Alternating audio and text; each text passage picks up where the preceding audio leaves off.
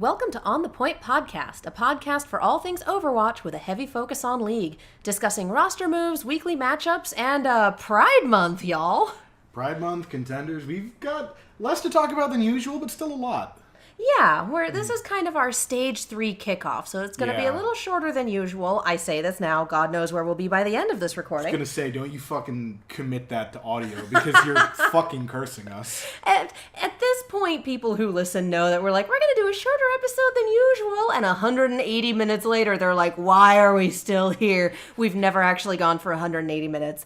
I don't ever plan on going for 180 minutes. Fuck that shit, I'm out. No. I'm not about that. Miss me with that shit. No. Anyway, I am Katie, and I'm the support main. I am CJ, I am the tank main, And we have a guest. Hi, my name is Opsid, and I am an Ana Zen player. I'm outnumbered today. There's more supports than tanks. Yeah, I mean, Good, supports, as there should be. Supports are just that much better than tanks. I mean, we keep the front line alive, you know, And everything hinges on us. And this is why I'm sitting between the two of you. And which one of our classes is just increasingly played less and less by everyone playing this fucking game, to the point where your comp games get torpedoed because you don't have a good one. DPS. No! Wait. No, DPS is getting played less and less because of fucking goats! Well, I We don't all know. have opinions. To be honest, I think that just the regular competitive experiences actually force a lot of players to move towards DPS, because everybody's seeing tanks and supports right now. Nobody wants to play tanks. Nobody wants to play main tank. Yeah. And that Says the main tank. because it's true. Like, It's the thing 100%. is, there are, like, statistically, I think there are less main tank players than there are any other class. Yeah. Because we're the ones who get none of the praise and all of the blame. Like, Yep. And shot calling is a responsibility that I would imagine a lot of people don't want or do not know how to handle. yes, and also we're the one that relies on other people doing their job the most. Like, we can do our bit, create space, but if no one follows up, then we just die. Yay! Damn it. Also, you have a lot of support players that fall into the passive support syndrome, so I get it. Yes. Passive support syndrome. Passive support syndrome is the thinking that You're I playing healed you. in spawn while I am trying to do things. Well, it's more like, I healed you. Why didn't we win? That's not how this works. Exactly. That's not how any of this works. You'd be surprised That's at how a many people. component. You'd be surprised at how many people still think that at mid diamond to masters. No, I wouldn't, Eh. because I'm there and it keeps fucking happening. Yep. So you guys are on the same team, right? Were. Yeah, we were on. So our league does, during the off season, we do this tournament called Descenders Cup, and we play together on that, and we smash the entire field because we're the best. Yeah, it wasn't even a Nah. it wasn't a contest. It Ain't wasn't nothing. a contest. Because I don't know, to be honest with you, my competitive experience in that league, are we allowed to plug the league here? Yes. I plug it all the time. Absolutely. Overwatch Pretenders League. We just did a partnership with the Horizon League and the Rose League. Mm-hmm. So if you guys are looking to improve and, you know, find a competitive setting outside of comp, you guys might want to check it out. OverwatchPretenders.com. Improvement-based league. Get to play on a Improvement-based team. league, yeah. Anyways, Play with these guys. Don't Yeah. play with me. I don't play comp. well, it's actually a great place. If you don't play competitive, it's a great place to kind of find your footing so you can play in a competitive setting. Oh no, Right? I've explained this before. I don't have the hardware capabilities to keep up with this. That's a chunk of my issues, but that's a whole other. Yeah. That's what the Patreon's for. Speaking of which, things what is I the don't usually plug. what on the- is the Patreon? It's a Just personal Patreon. It's not for this podcast, Okay. which is why it doesn't get plugged Noted. on the podcast. It's my first day on the podcast, guys. Don't fire me. Welcome to the madhouse. Anyways, that league it was great. We had a wonderful time at the Ascenders tourney. We Truck buddies will ride again. soon. I think they're having another tournament. No Yeah. soons on Paris. Yeah. Oh my god. Okay. I just got that joke. Ironically, I'm a you were val- late to getting the Soon joke. Oh, see, I'm a Valiant fan. I Also, will make she's that made- joke. I'm a Gladiators forever. fan, and literally everything that I own has Gladiator stickers on it. So let's keep it trucking. Hey. Hey, Shields yep. up.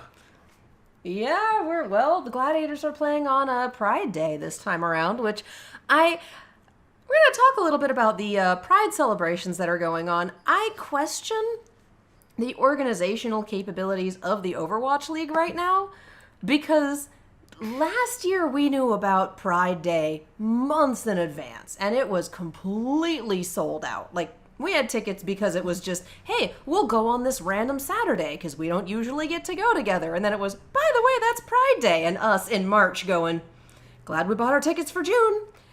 This Pride Day for Season 2, Stage 3 is the 7th, which is this Friday. And what day was this announced on? Yesterday, 2 days ago actually, on Monday. So, 96 hours of notice. That's fine. Everything's fine. I feel like they shot themselves in the foot a bit here because, again, last year's Pride Day was 1, on a Saturday, and 2, sold out months in advance. You couldn't get tickets. So I feel like they have hamstrung themselves a little bit by having it on a Friday, for one, because their weekday audiences are not nearly as big as their weekend audiences, because duh. Yeah. And not announcing it with enough time for people to make travel plans. Because people will drive in from other states. People will come in from all over the damn place. Was last year, like, how different? Because I didn't go last year for Pride Day, but how different was it, like, as far as the regular league day or game days? It was still a normal league day in terms of gameplay. It was, I hesitate to say sponsored by the Valiant, but the Valiant were a big part of it. It was kind of their team day as well. They were giving away Rainbow Valiant patches and all sorts of spirit stuff. And then the Overwatch League itself had the Rainbow OWL wristbands. Yeah, for a lot of events like this, not necessarily just Overwatch League, but different. Generally, it's a lot of. If it's pretty samey, except for a whole lot of Pride themed swag. Yeah. Oh, so like giveaways and stuff like that. Yeah, so this year they're doing a headband, a bandana they're calling it, but I looked at it and it really does look like a headband with all of the team logos on them in rainbow colors. So that's going to be fun. So that is on Friday, which I was fortunate enough that tickets are still available and I can get there for the last couple matches after work. So that is where I will be.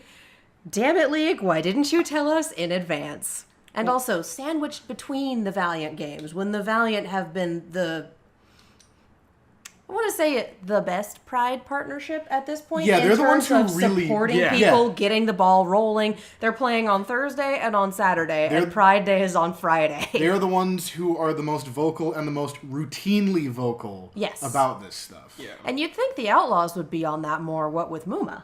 Yeah. I'm not saying he needs to be a one-man movement or anything like yeah, that, but because you'd think the team would lean a little harder into that curve. I think right now, you guys have mentioned that you guys spoke about the lack of staff that the Outlaws has, but I think right now the reason why I think they're not leaning in towards into anything is because they literally have nothing. Yeah, they can't. Oh yeah, no, they can't lean into looking anything. at buying part of the organization, so there's problems. I mean, I think that there are bidders, and I know that's, like, there are other people, which I will say this is something that would be interesting to kind of go over, even though it's not necessarily, like, something that, like, say, basically, for those of you who are unaware, Optic is the parent organization of the Houston Outlaws, and there's currently a bit of a bidding process going on for people trying to buy Optic. We talked before that Immortals, the parent organization of the LA Valiant, is interested in buying it, and it turns out that they're only really interested in buying Optic's LCS, their League of Legends Championship Series slot. So they're not necessarily going after other teams and such. They're not buying the org. organization. Yeah. Yeah. And so, hypothetically, say that the Outlaws slot, say this deal goes through, what orgs do you think, hypothetically, could pick up that spot? Because, for, like, in my mind, there are a couple, the first of which would be Team Liquid. Yeah. I think Team Liquid would be... I mean, I'm kind of surprised that they didn't have any presence in Overwatch League to begin with. Well, they had been involved in Overwatch. They did have a successful team in NA that like never really had like a championship run in tournaments, but they were frequent faces in the NA tournament scene. And Overwatch League's an anime. Just getting Yeah. Well, yeah, we knew that. they ended up dropping the team as prior to information about the Overwatch League coming out because they weren't sure how those plans would materialize or what they are or the sustainability of those plans. And so they were part of a number of organizations that ended up dropping their Overwatch rosters and moving away from the game prior to the Overwatch League's details becoming concrete because they just weren't sure what it was going to look like. Yeah. But if the Outlaws is a fully formed team that is up for auction, it would be easier to pick up a team that's already been playing together, augment them with a couple of pickups or a couple of trades, get a coach or get more coaching staff or better coaching staff or something, Whatever and then the case roll may with be. it. Yeah. And Usually if you have a 0-win season, the coach goes. Just Usually, it's sports in general. I think specifically Team Liquid, I think they're poised for that type of acquisition. Yeah, because I mean, the it thing just is, makes sense. They're a big enough org that they hypothetically can get the funding to and get they're- in there. They're one of the oldest ones. So that, like I Yeah. said, that's why I was so surprised that like the Team Liquid didn't have that much of a presence in the beginning because But they didn't get involved in one of the expansion teams even, because like you have Splice doing stuff for I think it was Vancouver, right? it was Toronto, I think. I forget which one, but it was one of the Canadian expansion teams Yeah. that Splice got involved with them, and Team Liquid never really got involved again. Yeah. Which, I mean, provided they can get the money together, it wouldn't be a bad investment on their part. It wouldn't be a bad way to get back into the scene. Other orgs like for an NA spot, the other one that you would immediately think of would be Cloud9, but that isn't going to happen because they already own London. Yeah. Yeah.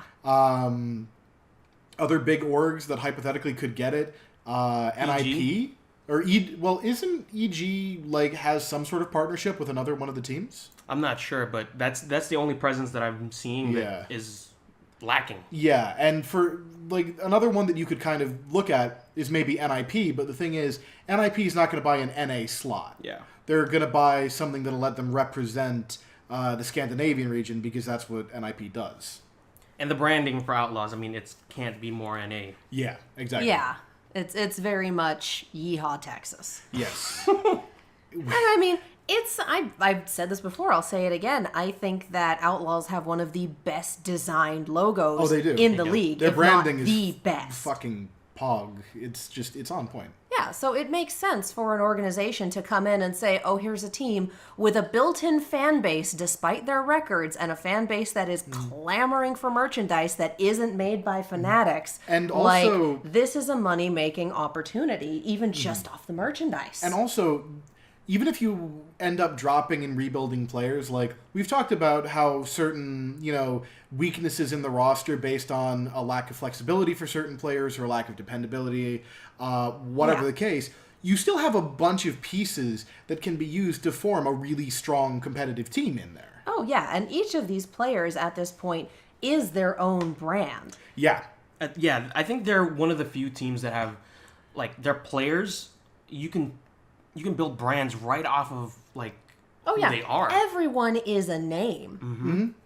So it's like, yeah, everyone everyone has a name. Of course, Katie, no. Not everyone has a name. Everyone is a name. Yeah, more they're all so, I recognizable. think, Exactly. more so, I think, than any other team in the league. Yeah. Because most teams have One or 2, two. 3, maybe 4, and then the rest of them are like, oh, yeah, there's also that guy. Oh, yeah, there's that person, where you can name 3 or 4 people on the team, and then it's like, I think I'm missing a support. Who's on their support line? Also exists Void. Like, Yeah. It's stuff like that. It's exists like, yeah, Void, a yeah. player you've never heard of, but I mean, he's really good. he is really good and he deserves to be more well known, but I'm just saying, like, in terms of his personality, you just don't hear much about him. He's there, he does his thing, he does it well, but he ain't he's not someone who, like, you see them streaming, you're like, oh shit, I gotta get in on that right now. Like, Going back to what I know, the Custa, the Kariv, the Agilities, like Yeah. these big names, and then it's like, who's KSF? Who's Kooky? Oh yeah, those guys. They're great. they sure are here. They sure are people, and we love that. Nothing against them, but I mean, if you look at the personality, the selling power on the Valiant, it's kind of insane. Custa has a show for a reason. Agilities and Karif have a show for a reason. That's how I knew that, like, when the rumors were flying about that they were going to either trade Fate or Custa, I was like, there's no way they're trading Custa. They're not trading They Custa. poured literally everything. Like, he's the face of the Valiant. Yeah. Custa News Network. And They're the other not... thing you got to keep in mind is the fact that, like, there's that, and there's the fact that whenever a fight went wrong, who was the person who was always out of step? Because it wasn't Custa. Like, here's the thing. Custa is a great main support player. He may not be, like, one of the top 5 in the league, but he is consistent. He is solid. He is not someone who... He's not you don't catch him with his pants down. He's not out of place. He's not getting, picked because he's doing a dumb thing. He knows his shit, and he's a solid teammate. And a shot caller. Yeah, and for whatever reason, Fate was out of step with the team. Whether it's the team not following up on him, or him just playing it differently than the rest of the team. Like, that was, like, of those two, the one that I would lend more credence to them being interested in moving would be Fate, even though it's still kind of like... I still can't believe that they traded him to... Yeah, because he's Florida. been literally a part of that team for longer than the Overwatch League has existed. Longer than Custa. I'm not actually surprised. Longer than most of the people on the team. Because sometimes you have to make a short game move in order to make the long game viable. And stage 3, this is where the short game turns into the long game in terms of season playoffs. Yeah. So if anyone's gonna make a move, it has to be now. And I think part of that was, if we're gonna make our move for this season, we have to do it now. And we're not going to be able to do it with Fate. He's a great tank. He is not a great GOATS tank for this team. Yeah, and I think saying GOATS tank for this team are the qualifiers that need to be in place, because we've seen him do really well as part of Team South Korea. Yeah. Like, he performed really well. I mean, South Korea, like, that was a masterclass in, we're going to mirror what you're doing, and we're going to do it better than what you're doing. Yeah, pretty much. Yeah, right? Yeah. So we've talked about this trade in depth because I have a massive bias, and it was a point of conversation. Well, he's and also at a this great point, tank. at this point, we should swing back to Pride. Mm-hmm. So we talked about the Pride Day. Overwatch League is also selling Overwatch League is Love shirts with the love as a rainbow.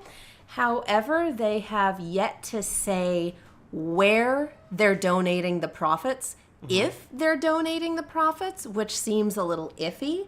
And I don't know if this was something that Fanatics decided on. I don't know if this was something that Overwatch League just hasn't announced it. But for most companies, or for the companies who know what they're doing, who make Pride merchandise during Pride, it's, we're donating 50% of the profits to the Trevor Project. We're donating to this organization. We're donating to that organization. So for there to be no announced donations for Overwatch League Pride shirts is a little off-putting. It makes the whole affair seem a little bit slapdash, like... Yeah, that's what I was going to say. I don't think there was... I mean, it's apparent at this point that there was not a lot of planning going into what Pride Day was going to encompass. Which is crazy, because there are teams that did more planning than the league itself, and I've got a couple of them on this list here. Well, I think part of that comes down to the fact that if any of the rumors currently swirling, and we're not going to go into this too deep because they are just rumors at this point, we don't have any, like, hard and fast confirmation. And we are a grain of salt podcast. Yeah, we try not to report on things that are not... markedly true. Yeah, that at least don't have multiple sources kind of coming out on it. Yeah. But apparently corporate morale is pretty low at Blizzard after the layoffs, and Nate Nanzer might not be the only one leaving in the near future. So it could just be the fact that they're figuring out that transition, and as a result, other things that might have gotten foregrounded more, on a normal year. Yeah, if they were on more normal footing, end up kind of getting left by the wayside as they try and figure out all this other behind-the-scenes stuff. Yeah. No, corporate morale being low after layoffs is not... It's not a surprise. After hundreds of layoffs, after your most profitable year ever. Oh, Blizzard. I think there was one announced, like, lead that left. Like, one is confirmed. Nanzer. No, other than the answer. If you can find it, please pull it up. As far as I know, it wasn't I know who you're talking about, but as far as I know, it wasn't confirmed. It was confirmed. Yeah, that she was the only one that was confirming. Well, the thing is, she was mentioned by name in the article, but I didn't see anything from Blizzard or her, so I was... Yeah. If you wouldn't mind pulling it up, looking that over, and then we will confirm or deny at the end of this segment. So we have, we're kind of questioning buying the shirts, and I'm sure they will sell hand over fist anyway, because they are cute as hell, and the marketing photo has Zoe wearing one.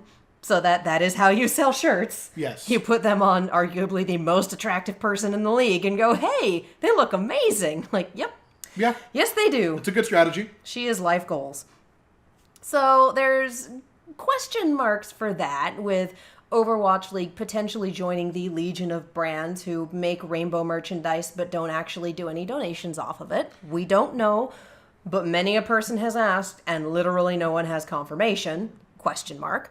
So then we move on to the teams who are doing their own Pride celebrations. And so far, I have seen 3. Valiant is offering Pride-style We Are 7 pins at their Saturday watch party in Los Angeles. I have yet to ask if they're going to be available at the Blizzard Arena, but they sent me a picture of the pins. They're beautiful. I do want to give some respect to the Valiant, though, for sticking with that slogan after Stage 2, because, man, the amount of memes... that lended itself to. Here's the thing. If you abandon it, you've lost. Yeah, they had to stick with that. They straight up, the official account tweeted, we are 0-7 at one point. You just kind of sit there and be like, oh no, we're in on the joke. We're leaning so hard into this, we're horizontal. You have to commit, but the thing is, I still find it amusing. Well, but they're still leaning into, this was established before that season, so...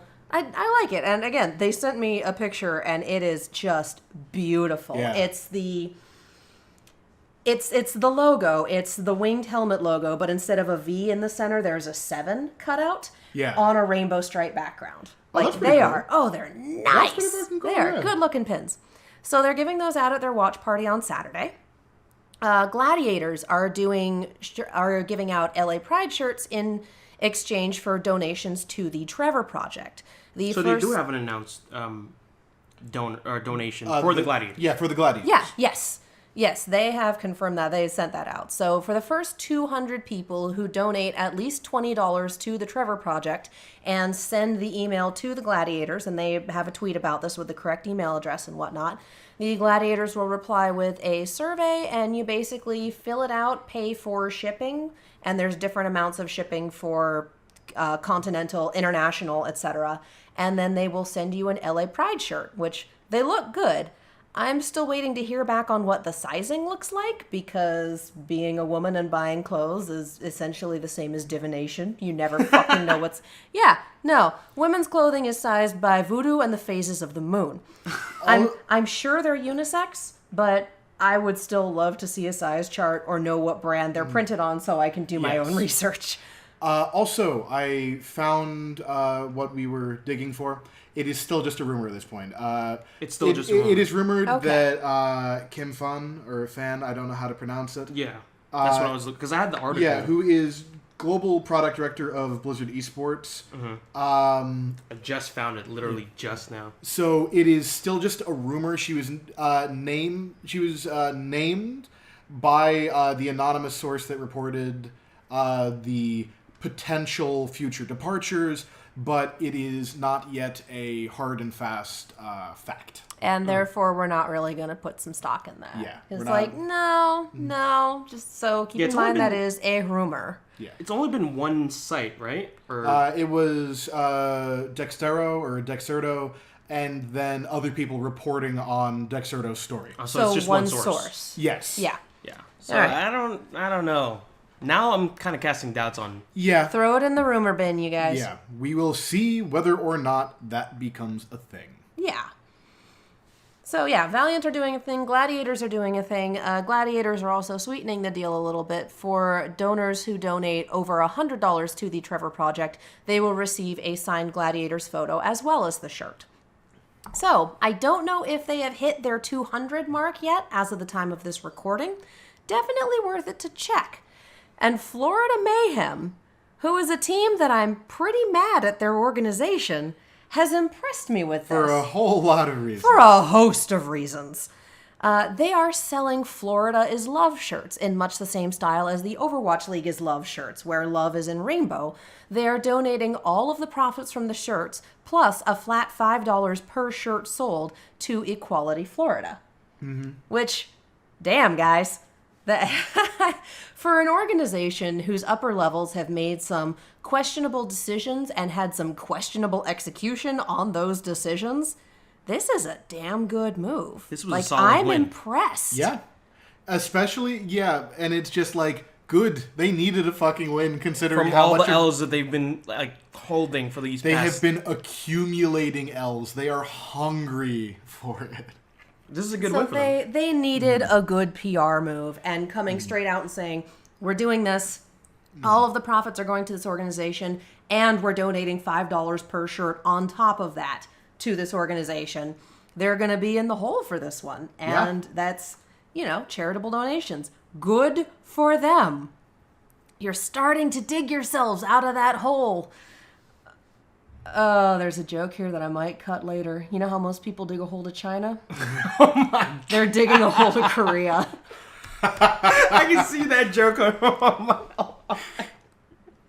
That's pretty good. I'm not sure if that's a keeper, to be completely honest. No. That's the title. Digging a hole to Korea. Digging a hole to Korea. Yeah, catches the eye a little bit. Digging a hole to Korea with your bare hands. Yeah. Oh! Wow! Yikes! Thank you. Moving on. And scene. I will be here for the next 3 days. It's not a video podcast, but I'm shaking my head so hard right now. I think we've said worse, honestly. I honestly do think that we have said worse. We've definitely said dumber, and I've definitely made worse puns. Although, Sid, that's not the worst pun that I've made today. I made a worse one like an hour ago. Anyway, I remember it. so I choose to forget about it. Registered. Those are all of the Pride ones that I saw. I am hoping that as the month goes on, more teams will start releasing what they're doing. Hopefully. And I would love to be able to get my hands on my LA Pride shirt before the end of the month and wear it. Yeah. With my, Gladiators LA Pride with my Valiant patch and my Valiant pin and my Ace of Cakes pin on there. Just have a little bit of confusion, but hometown pride. Let's do it. Yeah. Let's go. Every LA team. And as we move off of Pride, we will, however, remain in the, I can't call it the great state of Florida, but it is in fact a state. We will remain in the regrettable state of Florida. Somebody once told me that Florida is like the PvP server of the United States. Oh my God, yeah. Yeah. And that's the last vestiges of that cold rearing its ugly head So, right there. Yeah, Florida, there are 3 less Florida men. They have released SNT, formerly known as Awesome Guy. They have also released Tvik. And the bus driver. Yes, they no longer have a bus driver. And Apply has also left the team. I don't blame Apply for wanting to leave. Being a bench boy in this org does not seem to be the most fun thing in the world. Well, just being in a bench, regardless. Oh, for sure. Being announced that, we're going to try different... the that organization we're not themselves. going to give you a chance. They're not going to give you a chance. This is part of why I was so ticked off at Florida. Not because of what they chose to do, but because of how they announced it. There was no... Yeah, they didn't mention the players by name. Yeah, no. It was just we're no longer playing any English-speaking players.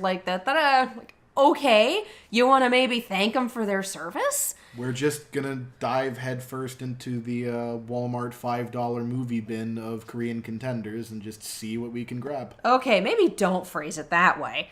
They did pick up Fate. They did. Yeah, but to be fair, but at this point, that's Valiant looking to trade. Who else is going to trade with the Valiant after the snafu with Boston? And also, they hired another. They signed another booster.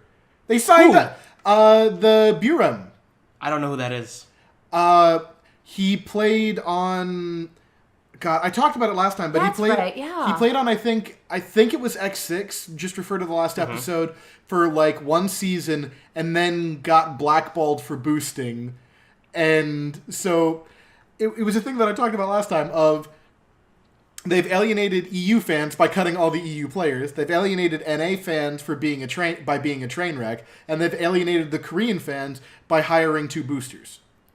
I mean, Yikes. they have Anthony and they have Thibault, whom I love, who are not players, but they're still amazing human beings. And I'm just like, I love you guys. Come to the light side.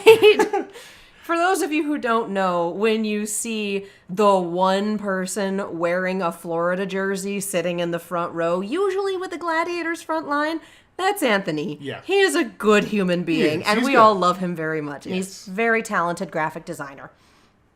And Thibault knows his stuff, goes as Thibaudork on Twitter, and is now the social media person for Florida. So yeah, so they are good humans. I highly recommend following them, even though the team is questionable. I'm really looking forward to how they play with Fate, because they've had a month of practice. Oh, for sure. And the tank yeah. line has always been kind of, at least in this iteration of the Florida Mayhem, the biggest weakness. And having someone like Fate in there is a big step in the right direction. And we'll see if Zephyr can step his game up as well. The Scrim God himself. Yeah, the Scrim God himself, the Scrim Buck millionaire. Yeah. Well, the big reason I'm excited because is like exactly you said that the problems with this team has always stemmed seemingly from the tank line. Well, the tank line is last season it was the support as well, but the tank They got line rid of has the supports. the tank line has been a recurring theme. Anyways, I mean, all of Florida has been a recurring theme. Were you the one that was telling me about what they call them in Korea? Oh yeah, the bottom 3 teams in the league. oh yeah, you told me about this. Yeah, because it's Washington, Florida, and Houston. They are the stoplight trio. Which still just makes me laugh, even though I feel bad every time. And I'm seeing just everyone going back and forth. Someone did a power rankings tweet that's like, power rankings for Overwatch League, and the first 19 were, you can't judge these teams. They're all different people with like a 19-word sentence, and then at the bottom, Houston. And then Miss Liz, who is my favorite, replied with, you misspelled Florida. I love all of this. The juice is just flowing. I will say one thing though to continue the juice flood. Florida hasn't had a 0-win stage yet, have they? This is true. Yeah, they had one last season. They were down because Washington, I think, won one last stage, but Florida did not. It was Florida and Houston, if I recall correctly. Let us check. Florida is not the winningest of teams. No, but Let's I be don't think fucking they've real. had a 0-win stage. If they did, would we have noticed? Yep. That was Hey, stage 0 and okay, 7. okay. And yet, Stage 2. map differential. Yeah. That sucks. That's still not a good map differential. 15 Florida. versus 20, yeah. I'm still glad that Washington got one on the map. Reverse sweeping the reverse sweepers. I'm glad for their sake as well, especially because they are a young team. Yeah. Uh, the acquisition of Sleepy, was by the yeah. way. gave was me a huge. fucking heart attack because that was the day that Valiant played Justice, and I'm like, no, we need this win. Sleepy, I love you, but come on. Don't do us this dirty, man. The way that Washington looked in that match, by God, was I impressed. Well, yeah, because yeah. and I talked about it before. One of their big weaknesses was that flex support position because Guido is just he's not at the level of the other Overwatch League flex supports. And Sleepy is a massive pickup. Yeah, it's a And huge San pickup. Francisco traded him because he was their bench warmer because he didn't fit into their GOATS team as well. And he deserved a shot to play, and by God, if he's not making the most of it. And that's straight up what they said. Like, we want to keep him on our team, but he deserves to be play. able to play. Yeah. So it's like, yeah, I'll miss him being on San Francisco, but God damn, I might need to get me another shield. Yeah. Anyway, up next, we have Gladiators Legion making a couple moves, picking up Stand One, who was recently playing for Team Envy during the Atlantic Showdown, and Emil from Angry Titans, both of whom are badasses. They looked great during the Atlantic Showdown against the best in NA and EU, except for when they were up against Fusion University, but that's grading on a hell of a curve. Yeah. Good pickups for Legion, and I think Stand 1 is a good second stringer for whenever the gladiators wanna see how Panker does on that main stage, and Emil is really good diva player. He's exactly what they need in that lineup now that Bishu's going back to the big leagues. Didn't Fried was in Legion, right? Yes. And then he got picked up for Atlanta. Yes. Yeah. And then Bishu failed. Yes. And now Because Bishu was recovering. Yeah. Bishu was phenomenal. If they've got another, He was killing it. Yeah. if they've got another second stringer, they can drop XQC. They're not going to drop that guy. He's too much of an audience draw. They're never gonna play him. I know. Well, we were talking about this a little bit before the show, and I've been seeing some of this on Twitter, and there is some pretty good cognitive dissonance going on the Gladiators organization side, because on one hand you're putting your money where your mouth is in terms of pride and supporting donations to the Trevor Project. On the other hand, you have a massively homophobic and transphobic player publicly on your academy team, which is a problem. And I realize it's because he brings in a massive rabid fan base, and I don't use rabid fan base lightly much anymore. And he gets a visa and can stay in the country. Like, I realize why they did it, but I still think it's some bullshit. I do think that there can be a better messaging with that, but I don't think that XQC has been a repeat offender. Yeah. He thinks you should be able to filter trans people out of dating apps. Okay, I didn't hear that. Yeah. Oh, yeah. No, that was public. Okay, he said that a little while ago. I had not heard that. Oh, he wants a filter so he can just not have to see trans people in his feed. Yeah. That's weird. Yeah. That's fucked up. Yeah, that's Hence the publicly transphobic player. That's a yikes for me, dog. fucking Felix. I didn't realize that neither of you knew that. No, I did not. However, we're going to move from one Canadian to a Canadian team. It's not on the list, but while I was surfing Reddit to check, Montreal Rebellion has picked up a new coach. Optidox, the head coach of Angry Titans. Of course. I mean, it was a matter of time before everyone in that roster just gets picked up. Yeah, Angry Titans, winners of Contenders EU, placed deep every single time, put on a good showing in the Atlantic Showdown, and now their roster is kind of starting to gradually filter into academy teams in the Overwatch League. It's a good pickup, and I think it's going to make a lot of difference for the Montreal Rebellion as they rebuild after losing Sharik and Gods to the main roster of the Toronto Defiant. Toronto, yeah. I don't think that we're going to see a massive difference right off the start. Yeah, but I think as it goes, we'll start to see Optidox's fingerprints in there more. Can we talk about the EU superstars that are coming out right now? Okay. Clockwork Vendetta. I mean, everybody's been hearing about these guys. Clockwork fucking Vendetta. See you in 3 hours. Clockwork. Well, the short version is Clockwork Vendetta is everything that makes you want to die while playing ranked, except it works. It's kind of ingenious. I mean, not to say anything about the fact that they. Well, first off, let's define our terms here. Maybe do that. Clockwork Vendetta is a team that came through EU Contenders undefeated and only dropped, I think, a single map in Contenders Trials EU. They are a team comprised entirely of one-tricks that do not scrim. They don't coordinate via Discord. They just use in-game chat. And they do the invariable Orisa, Roadhog, Torbjorn, and it's May, Ana, Zen. And that is all their players do. And by fuck if they don't win with it. I think that I was watching this Action Esports video about them yesterday or earlier today, and they did some interviews with their players, and they just recently got a coach, and they just recently got a team manager. God help the rest of the world when these guys actually scrim. Yeah, they never scrimmed. They met through I don't know if this is true, but they met through LFG or something like that. Yeah, that's the rumor that I've heard, which I don't know if that's true or not, but that's, I mean, I think the testament to their achievements here is their ridiculous synergy and individual skill. They're the fact that they're using they're using May's ult and Torbjorn's ult as defensive ults. Makes sense. That's a really good way of using it. Yeah, they're using it as a zoning tool as much as a Zenyatta Transcendence to push in. Yeah, right. That's the biggest difference in how they're using. They're not a lot of bunker comps are based on one character to pump out damage, aka Bastion or a Widowmaker, Orisa. Right. Orisa's not the primary damage dealer. Yeah, that's your poke. That's your poke.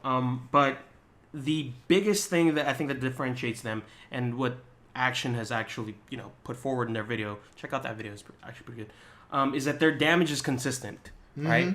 Whereas with bunker comps, it's just one character. With Clockwork Vendettas, they all put out the pain. All of them put out the pain, and it's insane how much. I'm curious to see how their composition is going to translate into Stage 3. Do you think we're going to see any of that? Oh, we're going to get Clockwork meta. It's going to replace goats. I mean, it's a lot more fun to watch. I'll only say that people will find it a lot more fun to watch because it's different. Because it's different. Yeah, I think if it completely supplants the meta, people will get sick of it all the same. Yeah. Oh yeah. However, I do think that we might see this on certain maps. I really doubt we're going to see it as the new meta. Yeah. I can see it as the new Chengdu strat. Yeah. And the thing is, I don't think this would work as well for teams that are not Clockwork Vendetta, because you don't have players that have hyper specialized the way the players for Clockwork Vendetta have, nor do they necessarily have the same synergy on those heroes. Yeah. Clockwork Vendetta, I'm not going to say that the comp doesn't, have its merits, because it absolutely does. I mean, it's proof at this point. Oh, right? for sure. But I'm also saying that in the case of Clockwork Vendetta, this is not just a compositional puzzle coming together, but it's these players as well making it work to the level that it does. Yeah. Like I said, I'm very interested to see how they do in actual contenders. Yeah, that's going to be the real test. I'm going to bring this back around to contenders. Have we talked about Fusion University yet? We have not. Fusion University, winners 3 times of Contenders NA. The champions of the Atlantic Showdown have decided that they are done taking the lunch money of the West and have flown east. They are going to Contenders Trials Korea as the first Western team to compete in Contenders Trials Korea. That's it's the first move. Western play. This is flexing. This is flexing right here. I mean, they haven't. They have nothing else to prove in Western competition. They've done it. It's a three-peat at this point. Yeah, right. Have they lost the map? They did not match. They have lost one match to Florida. To Mayhem Academy, which is now disbanded. And then they got their stuff together. Well, the thing is, during this season, they were also dealing with the fact that half of their players were in Korea and were playing from Korea in an NA tournament. Oof. Their ping was atrocious. Yeah, I'll bet. And so now they're all going to be in the same place at the same time, the way that they were in the Atlantic Showdown, where they dumpstered the best teams in NA and EU without dropping a map. That's insane. Should be fun. Yeah, this is going to be real interesting to see. Their opening games have been delayed due to flight issues, but when it happens, this is going to be really interesting, and these guys are going to be in Overwatch League Season 3. And honestly... I mean, they have a bunch of players that are from the Overwatch League. I mean, Elk and Snillo are... Well, to be fair, Snillo, Overwatch League player first. Elk also was, he's played on the Overwatch League stage, but I don't know that I'd call him an Overwatch League player yet, because he's still on the two-way. Okay. However... I'm going to say it right now. Fusion University looks better than actual Fusion. Well, yeah. By a lot. Yeah. I also want to see how Fusion University, just as a team, would go in the Overwatch League itself. Oh, for sure.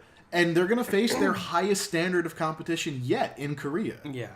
I think that's where we'll see what the gap actually looks like. Yeah. So well, to be basically, fair, watch Contenders. Yeah, and the we'll see what the gap looks like as well between like the rest of the world and Korea, and we'll see if it's not just Fusion University being just these juggernauts. Like we'll get to see if they steamroll Korea.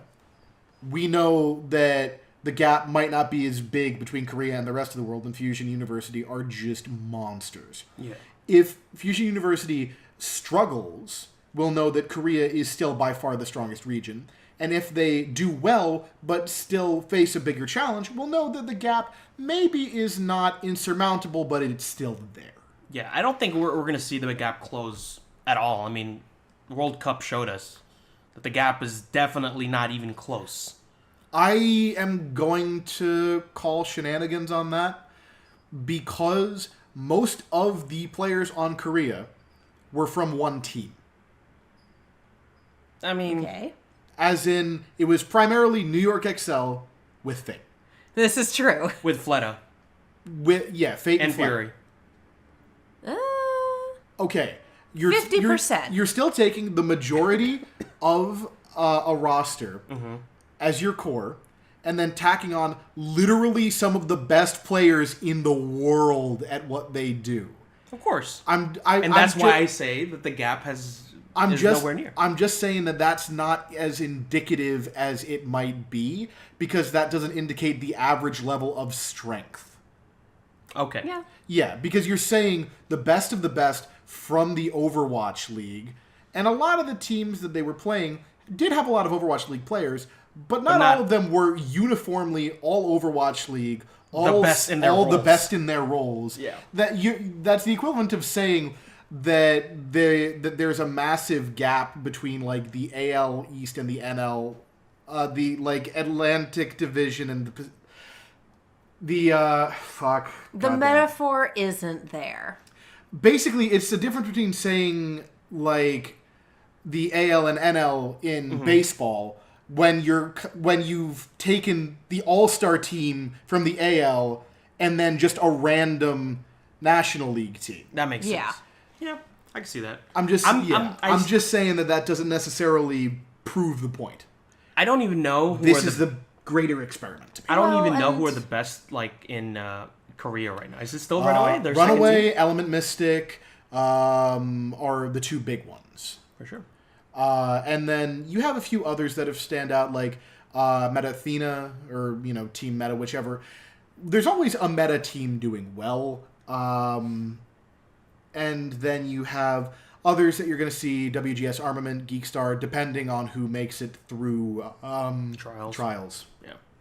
So watch Contenders. Yeah, seriously, watch Contenders. It's fucking great. When you watch Contenders Australia, there's a guy who looks like Ron Burgundy doing the shot. Yes, it's true. It was on at Guildhall, and I had to stop and take a picture and send it to him and go, is Ron Burgundy in Contenders? What? His name is Pixie, and he looks like Ron Burgundy. He's ginger. He hilarious. wears the wildest blazers. Like, he looks like Ron Burgundy, and we were all sitting there looking at him like, what the fuck am I witnessing? That's pretty great. Speaking of things that will be witnessed, prediction time. You skipped a thing. We do have to do our ad read. We have a sponsor. We always have a sponsor. Yes. So, On the Point is sponsored by Fred's BS, Breads and Spreads by Fred. Fred's BS is an LA local one-man baked goods business that offers unique flavors in small batches. Whether you're looking for homemade jams, brownies, blondies, or brown sugar buddies, the best cookies you've ever had, Fred's BS can provide. All products are made in small batches with fresh ingredients, nothing is ever frozen, and Fred provides a plethora of flavors that can't be found in stores, like the aforementioned brown sugar buddies or his strawberry peach paradise sunrise jam. Also, if you're LA local, you can choose pickup instead of delivery and get your goods even sooner. Head to fredsbs.com and use coupon code ONTHEPOINT for 20% off your entire order. That's fredsbs.com, FREDSBS.com, and coupon code ONTHEPOINT. Fred's BS. Treat yourself, because you deserve it. Get yourself some cookies for pride, y'all. Get yourself some cookies for your Overwatch League watch party. Just get yourself some fucking Enjoy cookies. yourself. See some cookies. They're really fucking good cookies. They are amazing cookies. Okay, so Predictions predictions for Predictions. Stage 3, Week 1. First up, The San Francisco Shock are Stage 2 champions versus the Atlanta Reign. The Reign are going down. Shock all the way. Yeah. I think they are going to... Obviously, they're going to go down. But, I mean, Atlanta did take it to NYXL twice. Here's the thing. Yes, and so did Vancouver, and then San Francisco took it to Vancouver. That was a close fight. I think we're looking at another 7-0 for the Shock, and honestly, I think we're looking at another 7-0 for the Titans.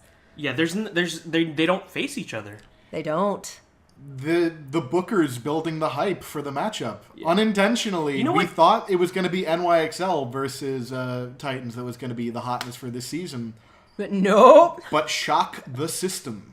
I think it's still kind of BS that, like, NYXL and Titans don't play a single match against each other until the last week of Stage 4. Oh, I find that hilarious. It's like that match it's not going to matter for anything because at that point everybody's playoff seeds are pretty much secure. The people who are in are going to be in. Yeah. You might move up or down a spot, but you're in. Yeah. Well, the Bookers are too busy making Vancouver face Guangzhou Charge fight twice in a stage. It's insane to me. Guangzhou had a terrible stage last time. They had a rough schedule. But we're all in agreement. Shock is taking this. Oh, absolutely. Shock is definitely going to take it. Okay. Mayhem versus Dynasty. Dynasty. Guangzhou versus Chengdu. This one's an interesting one, especially because Chengdu is getting the rest of their team in. Yeah. Has Jakiran arrived yet? I don't know, but he hasn't arrived yet as of recording this, but all of the issues with his visa and flights. We know his visa is good, but he's not physically here yet. Yeah, not if he is, they haven't announced it. And Guangzhou has been doing better. They've got their self figured out. They started having an upward curve at the end of Stage 2, and now they've had some time. Yeah. They've had some time to think about it. They've had some time to practice. Right. They've had some time to So you're coming down integrate on the side of Doomfist. Guangzhou? Absolutely not.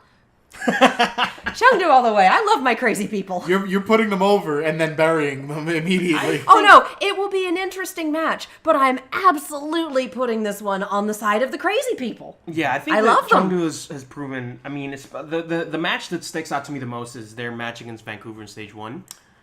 Same. Yeah. Because when they were challenged to do the 3-3, They right, did. Then they did. They took it to Vancouver, right? Although they haven't looked that good since Yeah, or before. That's They haven't true. looked that good before or since. But Much like Chengdu has not looked like they did in their match against Vancouver, the fucking hype ass one before or since. But Guangzhou has a lot to prove before we can start putting stock in them again. Yeah, I'm going with Chengdu as well. Up next, Valiant versus Shanghai. I mean, this has to be the Dragons, right? Yeah. The Dragons have to take it. See, here's the problem. I vote against my boys and then they win and it tanks my average. And then I vote with them and they lose and it tanks my average. So my average is fucked either way. Probably still the Dragons for this one, to be completely honest. Fuck you. The Dragons, I think, I mean, they're settling into their mid-table, like, niche at this point, right? They're upper mid card. Yeah, there's not a lot if they of... were wrestlers, they would have the Intercontinental Championship. Yeah, exactly. Yeah. But yeah, so I think they're gonna take that. Not so easily then, because I mean, Fact is coming into play, right? Fact Fiction. Yeah, Fiction is Fact coming into play. And Shax. And Shax. Oh my god. Shax. And McGravy. Yeah, and McGravy. So we'll see. The Dragons are sitting pretty. You're getting a lot of firepower out of there, but it's just a matter of have they integrated? Have they integrated, and is the team going to be ready to play together, fire on all cylinders on game day? I'm hoping so. Yeah. Up next, we got the Paris Eternal versus the Toronto Defiant. I think it's TD, man. This is another tough one for very different reasons. Yeah. I think I got to go with Toronto as well. I'll throw it in for Paris. I think their new pickups indicate. I mean, they're confident in this pickup. These pickups. I mean, yeah, Shuriken Gods are awesome, and you would need to be pretty fucking sure of them to be incorporating two non-Korean players into a previously all-Korean roster. Yeah. Oh, also, we didn't talk about Asher leaving. Asher retiring. Yeah. Yeah. I mean, he did. He left. I mean, to be fair, he wasn't getting much playtime. Yeah. Which, can't blame him. Is this another one where he did it for his mental health? I don't remember. It was a week or two ago. I think there was some amount of that. I'm not sure. We will have to double check on that. Regardless, he had his reasons, and we wish him well. Yep. Up next, Boston Uprising versus London Spitfire. Two teams that exist in multiple tiers at the same time. Oh, let's go with Boston. I'd like to see them pick up on their... after losing to the Justice in their last match of the stage, they've got a lot to prove. Well, they did prove it a little bit when they beat the Gladiators. Yeah. True. 3-1. That was They pretty spoil the decisive. undefeated stage Oh, yeah. and then just magnanimously give a win to the team desperately trying to find one. Yeah, no, I think that would have lit a fire under their asses. Oh, yeah. I'm going to do Boston for this one. And we'll see. I'm going with the Spitfire just because they're on an playing upward, out of their Yeah, minds. they're on an upward trend. Gesture has cleaned up his Reinhardt immensely. Oh, God, yeah. He looks so much better than he did. Yeah. I think I'm also going to go with the Spitfire on this. And Fury is, he's still the best diva in the league. He is the best diva in the world. All right. Outlaws versus NYXL. NYXL. It's going to be NYXL. Let's hear it for New York. Let's see the predictions for this one, though. Okay. Gladiators versus I'm sticking with my boys. I'm sticking with my boys. I'm going Gladiators. to see you on game day. Bring it, motherfucker. Neither of you are going on Friday. I am. Jeez. He's just going to be in my house throwing things. Fucking nerds. To be honest, I think that this match will serve as... Oh, this is going to be a really good one to Yeah. watch. Oh, This yeah. is, I think, before I even saw the entirety of the lineup for this week, this was the marquee match for me. Oh, God. Oh, yeah, no, This this one is- is going to be... These are two teams that are both in that upper mid-card territory looking to break into that conversation for the top spot. Yeah. And this is where they can really, make a name for themselves and sort of push themselves into that A tier, where they can start doing that, I should say. One is Oh, on yeah. an upward trend and one is on a downwards trend. Yeah. Right now. The Gladiators are kind of not performing to what is expected of them. Which is shocking to say that at the end of a 6-1 stage. Yeah. Which is kind of Well, insane. NYXL was the underdogs to them coming into the Stage 2 finals, and then NYXL pulled it out. Yeah. I It's think, like, oh, hey, they're playing up to speed again. Damn. to be honest with you, what I was They seeing found from their the, W from the keys. Gladiators, what they were, over and over again, their pitfalls has been just, they can't play to the speed at which you can outpace NYXL. Honestly, here's the thing that makes this interesting to me. Both of these teams have that problem. Yeah. NYXL is just the one who invented it. Yeah, well, Yeah. I'm just saying, the thing is, Dallas is a team that looks really good when they can have the initiative. Yeah. Gladiators is a team that looks really good when they can have the initiative. So it's going to And be a they've battle of both- initiative. And they've both looked really weak against teams that can outpace them. Yeah. Yeah. The one thing I will say, though, that Dallas, when you put them in a momentum, it's very, very difficult to stop. Yeah. Yeah. Their momentum, they ride that. And the thing is, they are looking consistently better. The Vancouver matches are real outliers in terms of their upwards trajectory. And I say that as someone who loves both teams. Yeah. So I think this is going to be the match for Friday. Oh, yeah. Boston and London, definitely going to be a throwdown, but Gladiators and Fuel is going Yeah, to be this is the closest. the main event. Also, my boy Bishu is back. Yeah, Yeah. Bishu is back. Bishu Time is to break back. out the Bishu Bishu bomb versus shirt. Note. Ooh. I don't know, man. Note's pretty good. I'm saying this is going to be hype. Oh, yeah. Oh, yeah. And I'm looking forward to seeing the entire front line there. Just bells on. I might need to get tickets just to be the one Dallas guy. On the other side of the arena. I mean, yeah, but you know what I mean. I know what you mean. All right, moving on to Saturday. Hangzhou versus Philly. Hangzhou, yeah. Hangzhou, no Yeah. hesitation. Yeah. Vancouver. Unless they let Fraggy play, I really have my doubts that we're going to see a huge improvement in Philly. They might. Because the thing is, If Carpe doesn't play, then Fraggy's going to come in. they have 7 players in the States. There's no way Carpe doesn't. Yeah, but that's the thing. Wasn't there Someone posted on Twitter today of about how with Snillo and Elk in Korea, Oh, yeah. both of their 2-way players are no longer in the country and ready to play. they're one flew away from Fraggy on Zen. And the first comment was someone like, "Quick, someone sneeze on Sano!" So yeah, Hangzhou. We have Vancouver and Atlanta. Obviously, that's Vancouver. Vancouver. Seoul and Guangzhou. Seoul. Again, Seoul. I think that's going to depend on how Guangzhou plays on Thursday. I still don't think they're going to win it either way. And Valiant versus Chengdu. That one's hard. I'm coming down on the side of Valiant. You know what? I think Valiant. I'm going with Valiant too. Yeah. Holy shit. First time ever. I have no problem with Literally. that. I have no problem. First time ever. When it comes to the Valiant, I'm not angry. I'm just disappointed. Fuck off. So am I. We're gonna see how well they play on against their Dragons game. Yeah. But Yeah. the Valiant, by all, on paper, Their should pickup, be able to take their this. pickups. Like the thing is, the one thing that their pickups have not addressed is Brig play. is agilities on Brig. I think he's. He is liabilities on Brig.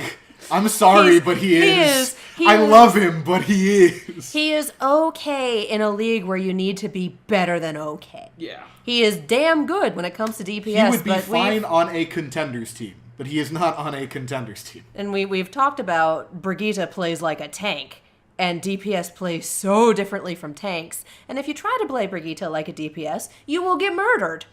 And that's just, I can see it's the same thing as putting Kuki on Lucio and expecting magic. Like, he's a good tank. He's not a good support. Yeah, I think, He's an okay support. Yeah, we've gone over this at length. Moving on to Sunday, NYXL versus the London Spitfire. This one's gonna The be rematch. interesting. Yeah, this one's gonna be good. I think NYXL has NYXL's the edge. gonna pull it off. The Overwatch League Atlantic Showdown. Yeah. Yeah. I think NYXL has the edge here. Yeah. Yeah. They're gonna outplay the Spitfire, but I don't think it'll be as... I think it will be close. Yeah, Yes. I think it'll be close. Yeah. Well, and it depends on which Spitfire comes out to play, because they still do occasionally have which Spitfire will this be. London, Chengdu, and Boston exist in all tiers at once. Yeah. That's Speaking of Boston, we've got them up against Paris next. Boston. Boston. Boston's gonna take that. Yeah. Washington. Paris has not shown... Oh, sorry. Paris has not shown any... They have not. Trends. They haven't. Well, the thing is, I think they looked better with LH Cloudy than Ben Best, but it's been stagnant aside from that. Yeah. But we also had, for them, what was it, 2 weeks off? 3? Mm-hmm. They had nobody in the All-Star games. That's So- weird. A lot, we talked about this a little bit a while back, but in terms of just the fan voting, it was a lot of the same players from the same teams, and then Yeah. it was only in the coaches and administrators and whatnot that they were able to get in other people from other teams. So some teams had more times than others to practice because they did not have to put any time into All-Stars, and I think that benefits our teams that didn't have anyone in All-Stars. So again, we'll see what Paris did over the break. Speaking of, let's see what they did over the break. Justice versus Fuel. Fuel. I'm going to throw in with the shields. I want to see them do it. I want to see them Get do out it of as my well. house. Get off I of my couch. refuse! I think Je refuse! I do want to see Justice just do well, just because. Oh, I mean, think they'll do. I think they'll continue to look better I just don't think that it's going to be enough to. to beat a Fuel that's on an upward trend Yeah, as well. it's I do- also going to depend on their match against the Gladiators. yeah. Yeah. Because if they get in their own heads, yeah, then we could start to. Then that gap narrows. yeah, See, Dallas, it's malleable. just in terms of numbers, Dallas is the smarter one where we stand here. But the trend that we saw Justice on at the end of the stage, and the fact that they've had this much time to work on it, and while they had manager turnover, they did not have coach turnover. So I do think that we'll see some better play from Justice, and yeah, I'll throw in that corner. Why not? Let's do it. Let's go. And finally, Vancouver versus the Gladiators. I mean, Vancouver. I love the Vancouver. Gladiators, but they ain't taking this one. Nope. Yeah. Vancouver. Yeah, so those are the Stage 3 Week 1 predictions. We don't know what the Stage 3 Week 1 recap is going to look like because someone's going on vacation. I'm gonna be on a boat. Everybody look at him because he's sailing on a boat, riding on a dolphin, doing flips and shit. Yeah. You kept that going longer than I thought you were going to. No one picked up. I am disappointed in both of you. Because I've had to deal with that joke for fucking weeks. And I'm sick of it. I've been giving it I'm to him a little so bit. sorry you're going on a cruise. To Mexico. Don't feed anyone. I'm not going to Mexico. Wait, I thought you were going to Mexico. No, Bahamas, Virgin Islands, Puerto Rico. Fuck yeah. That's still pretty awesome. Oh, you know, it's So- lit as fuck, and I'm very excited. So in terms of where this podcast is going, I have no idea because that is at least 2 episodes on my own, possibly 3. No, that's 1 episode on my own, possibly. No. That's it's 2. At least 2. That's 2 on my own, maybe 3. I can do math. I'm staring at a calendar and doing it wrong. So, Rip. I might try to do this on my own. I might get in some guest hosts and we'll see how that goes. It's definitely going to be different technology, so we'll see what the audio quality looks like. And if all else fails, again, we'll be back on the week of the 24th. We will be back after week 3 with the normal people. So we might, if things don't work out, we might just have a real fucking long episode on week 3. We'll see. I will be fucking militant about cutting down tangents on that one. Because that would be a 3-hour fucking episode Well, if we do it normally. hopefully we don't have to do that. Hopefully I can get some people or figure out how to talk about this for an hour by myself. Yeah. Which I could. Be a very different podcast. Not nearly as in-depth, but I could. That's what happens when you let the color commentator lead. So, those are the plans that aren't actually plans for the future. Thank you guys for hanging with us. Thank you for coming back because we took our own little impromptu break because we needed it. Yeah. And until next time, CJ, where can the people find you? At @the_rage_nerd on Twitter and at Overwatch Pretenders. Sid has already given that plug, so I'm not going to repeat the whole thing, but it is an improvement-based league. Come join the Discord, come watch the games, try out for teams, play pugs, just get involved. Yeah, it's a great place to learn and improve, and you can find It's me. how we met each other. Yeah, Yeah. and we dominated. Yeah. And Sid, where can the people find you? You can find me at twitter.com/opsid, OPSID. That's it. All right. And I'm Katie. You can follow me all over the social medias as well as on YouTube and Twitch at Kiaxet. That is Kiaxet. I am also on a slew of other podcasts, all of them on the Rooster Team Radio umbrella. We talk about Rooster Teeth animation. We are currently doing the Camp Counselor's Corner as we just wrapped RVB Recall. Check that out. That is super fun. I am also the co-host on a horror channel on YouTube called Silver Screams. We are currently doing Attack on Titan recaps and horror trailer reactions.